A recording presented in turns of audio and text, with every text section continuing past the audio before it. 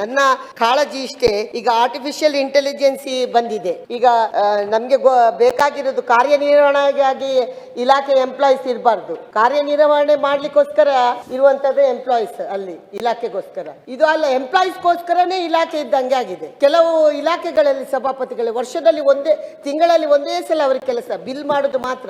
70-80 ಸಾವಿರ ಸ್ಯಾಲರಿ ತಗೋತಾರೆ, ಅಷ್ಟೇ ಕೆಲಸ ಇರುವುದು. ಇವತ್ತು ಆರ್ಟಿಫಿಷಿಯಲ್ ಇಂಟೆಲಿಜೆನ್ಸಿ ಬಂದಿದೆ, ಒಂದು ಜಾಕ್ ಮತ್ತೆ ಜೆಮಿನಿ ಅಂತ. ಇದನ್ನು ಯಾವಾಗ ಅಳವಡಿಸ್ತದೆ ಸರ್ಕಾರ ಅಂತ ನಾನು ಕೇಳಲಿಕ್ಕೆ ಇಚ್ಛೆ ಪಡ್ತೇನೆ.